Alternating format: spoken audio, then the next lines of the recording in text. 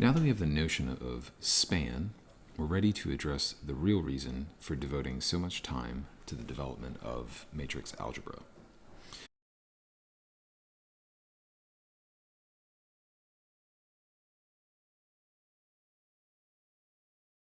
So as motivation, let us consider the matrix transformation T, which goes from the real numbers to the real numbers.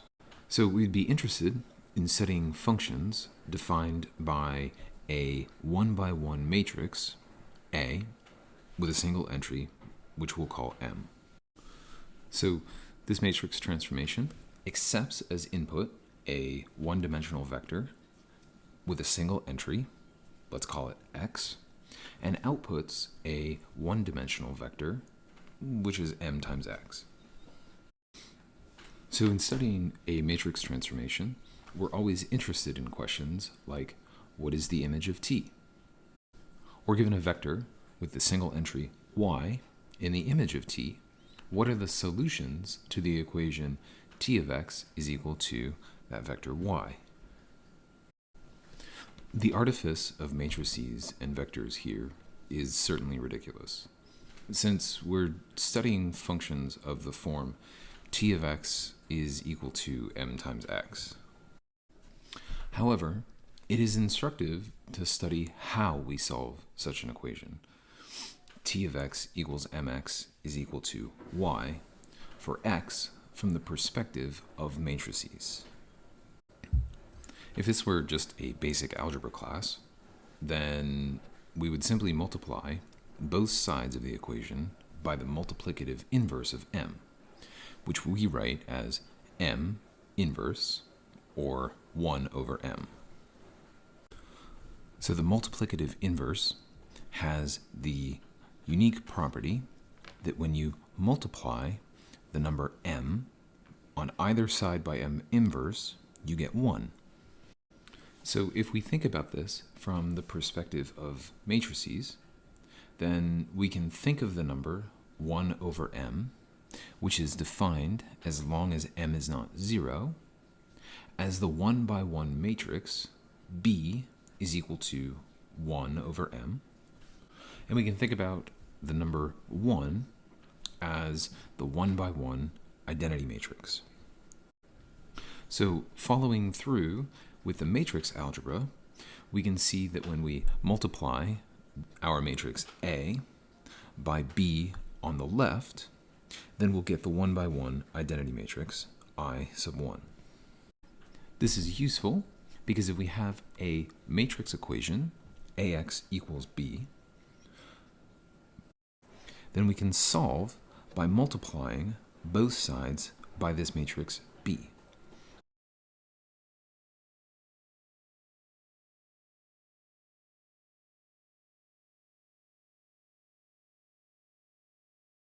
So of course, our matrix B also defines a matrix transformation.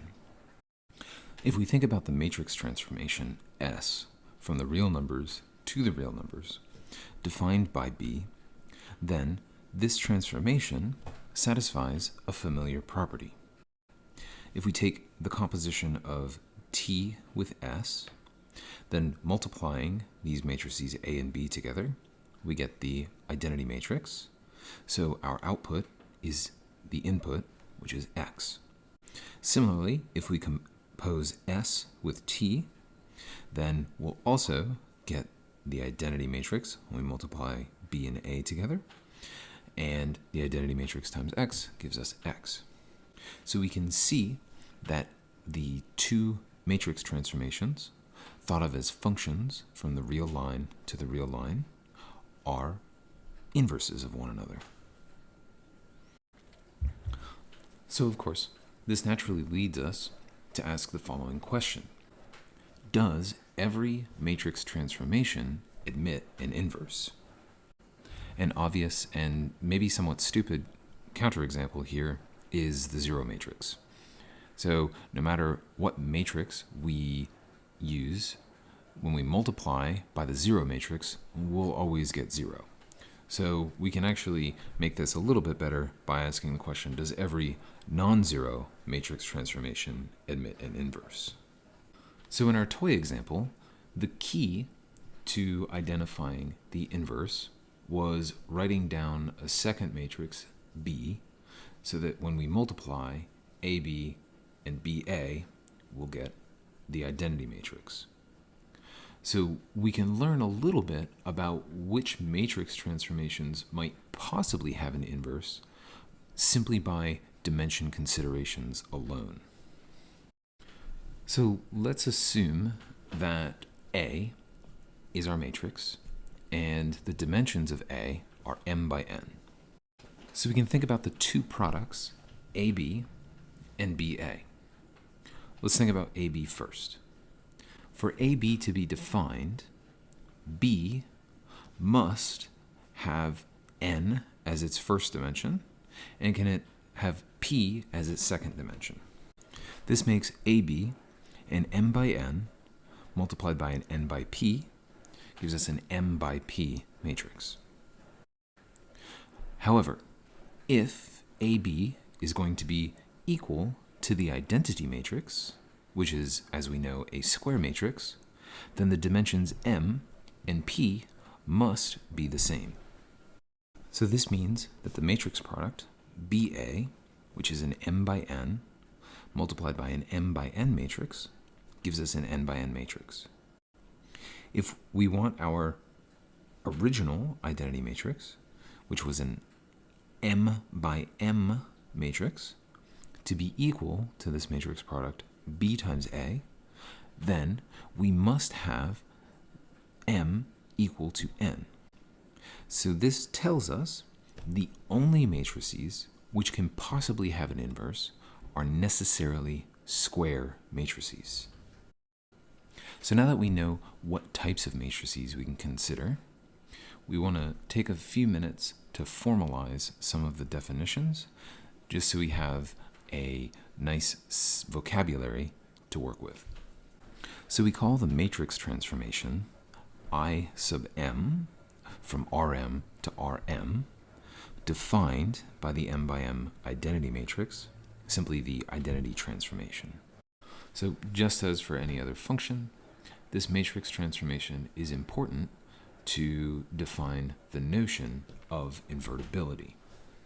We say the matrix transformation T from Rm to Rm, which is of course defined by a square matrix, is invertible if there exists another matrix transformation, T inverse, again from Rm to Rm, defined by another square matrix, such that if we compose these matrix transformations in either order, we get the identity transformation.